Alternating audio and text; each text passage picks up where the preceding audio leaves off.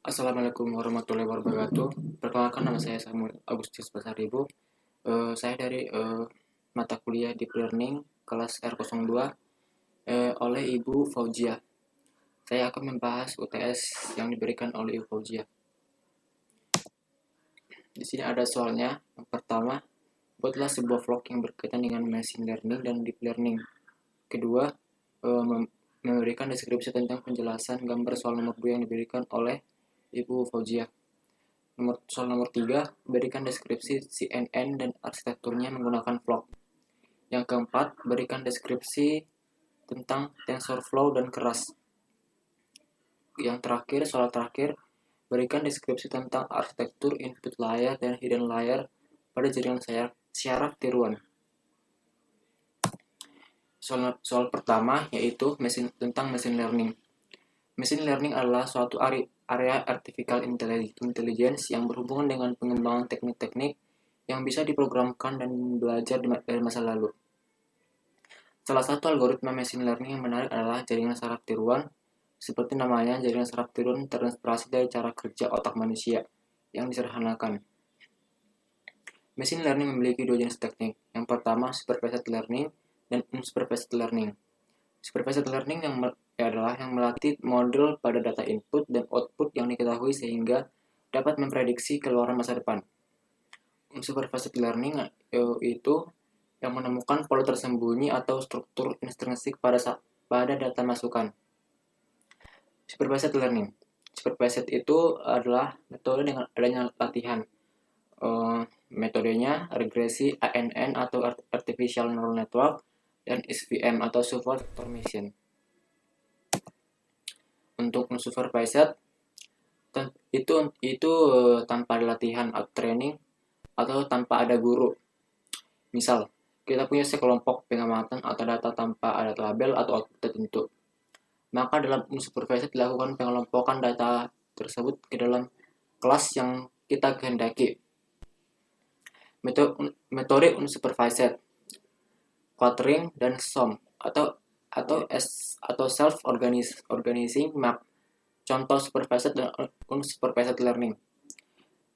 Sekelompok mahasiswa di dalam kelas, seorang dosen akan mengelompokkan beberapa orang ini ke dalam beberapa kelompok. Misalnya, jumlah kelompok ada 4. Maka mahasiswa dikelompokkan menurut kesamaan ciri-ciri atribut berdasarkan indeks prestasi, jarak tempat tinggal atau gabungan keduanya. Dalam 2 dimensi, sumbu X merepresentasikan indeks prestasi. Sumbu Y merepresentasikan jarak tempat tinggal.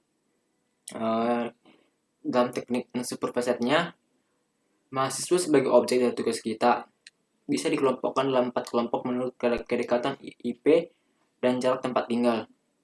Pengelompokan ini diasumsikan dalam satu kelompok. Anggota-anggotanya harus mempunyai kemiripan yang tinggi dibanding anggota dari kelompok lain.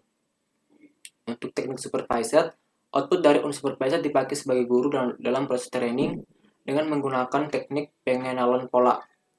Dan dalam pemisahkan data training dan data testing atau pelatih, maka diperlukan fungsi pemisah.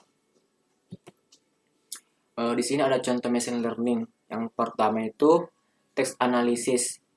Machine learning kerap kali diimplementasikan dalam suatu perangkat guna menganalisa suatu teks dan mencari sumbernya atau untuk menguji tingkat keakuratan dan kebenaran teks tersebut. Beberapa kategori teks analisis banyak dilakukan adalah spam filtering, yaitu machine learning yang berguna dalam menganalisa, menilai, serta menyaring email spam berdasar isi dan sumber pesan berasal. Yang berikutnya, sentiment analysis, merupakan aplikasi untuk mengklasifikasi teks berdasar opini yang ditulis pengguna, lalu mengategorikannya sebagai opini positif, netral, atau negatif. Selanjutnya, information extraction, yaitu machine learning yang bertugas menganalisa dan mengidentifikasi potongan sebuah teks. Kedua, image processing. Pada dasarnya, image processing adalah sebuah tahapan pengolahan gambar untuk mengidentifikasi data pada gambar tersebut, kemudian diolah dan ditransformasikan ke dalam tingkatan lebih lanjut. Beberapa contoh antara lain, image tagging atau face detection, yang diterapkan untuk mendeteksi wajah untuk berdasar gambar. Yang selanjutnya OCR atau Optical Character Recognition yang mentransformasi teks atau gambar pada suatu manuskrip ke bentuk digital. Yang terakhir, self-driving car adalah sebuah implementasi machine learning yang ditanamkan untuk mengenali ciri suatu jalan, rambu, dan objek sekitar dengan memanfaatkan kamera yang ditanam di dalamnya. Untuk penjelasan deep learning merupakan bagian dari machine learning yang menggunakan deep neural networks untuk menyelesaikan permasalahan pada domain machine learning. Deep learning menirukan cara berpikir manusia. Deep learning merupakan metode yang memanfaatkan artificial neural networks yang berlapis-lapis atau multi-layer. Artificial neural network ini dibuat mirip dengan otak manusia, di mana neuron-neuron terkoneksi satu sama lain, sehingga membentuk sebuah jaringan neuron yang sangat rumit. Deep learning atau deep structured learning atau hierarchical learning atau deep neural merupakan metode pembelajaran yang memanfaatkan multi-layer non-linear transformation. Soal nomor 2 tentang deskripsi gambar yang diberikan oleh Yuval Jia. Di sini terdapat input data, terdapat 3 apel. Setelah itu di bawahnya ada daerah apel, maksudnya itu ini adalah apel. Nah, itu akan diterjemahkan oleh model yang ini di sini dan akan muncul terjemahan dari si model ini ke sini, apakah ini apel. Nah, itu maksudnya yang ini, yang di bawah. Nah, untuk yang di bawah ini yang supervised learning, di sini ada 3 jenis buah. Yang pertama apel, pisang, dan strawberry. Nah, ini akan diterjemahkan oleh model, akan menghasilkan seperti ini. Yang banyak buah apel yang pertama itu akan ke input yang paling atas seperti itu. Dan buahnya akan sama juga. Selanjutnya soal nomor 3 tentang CNN. Convolutional Neural Network atau CNN adalah salah satu jenis neural network yang biasa digunakan pada data image. CNN bisa digunakan untuk mendeteksi dan mengenali objek pada sebuah image. Bagaimana CNN bekerja? Secara garis besarnya, CNN memanfaatkan proses konvolusi dengan menggerakkan sebuah kernel konvolusi atau filter berukuran tertentu ke sebuah gambar. Komputer mendapatkan informasi representatif baru dari hasil perkalian bagian gambar tersebut dengan filter yang digunakan. Soal nomor 4, TensorFlow. Penjelasan tentang TensorFlow dan keras. TensorFlow adalah koleksi software open source untuk komputasi numerik yang menggunakan grafik aliran data.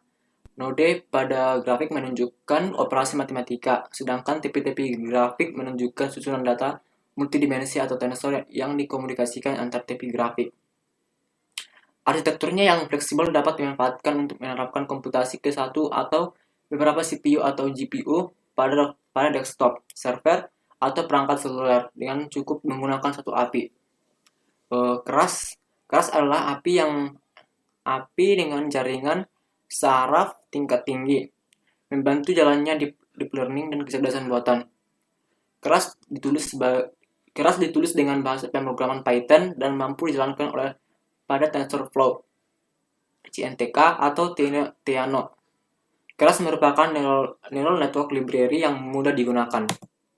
Di sini ada fitur yang menonjol dari keras. Yang pertama, keras merupakan antarmuka tingkat tinggi yang menggunakan TensorFlow dan Theano sebagai backend-nya. Yang kedua, keras dapat berjalan lancar di kedua CPU dan GPU. Yang ketiga, keras mendukung hampir semua model jaringan saraf sepenuhnya terhubung. Convolutional, pooling, recurrent, embedding, dan lain-lain. Selanjutnya, model ini dapat dikombinasikan untuk membangun model yang lebih kompleks. Yang terakhir, keras adalah kerangka kerja berbasis Python yang membuatnya mudah untuk dideteksi dan dijelajahi atau dipelajari. Untuk soal yang terakhir, penjelasan tentang input layer dan hidden layer. Input layer terdiri dari neuron yang menerima data masukan dari variabel X. Semua neuron pada lapisan ini dapat terhubung ke pada lapisan tersembunyi atau langsung ke lapisan luaran jika jaringan tidak menggunakan lapisan tersembunyi. Untuk hidden layer terdiri dari neuron yang menerima data dari lapisan masukan. Baik, sekian hasil penjelasan saya tentang UTS yang diberikan Ibu Fauzia. Apabila ada kekurangan dan kesalahan, mohon dimaklumi. Sekian dan terima kasih.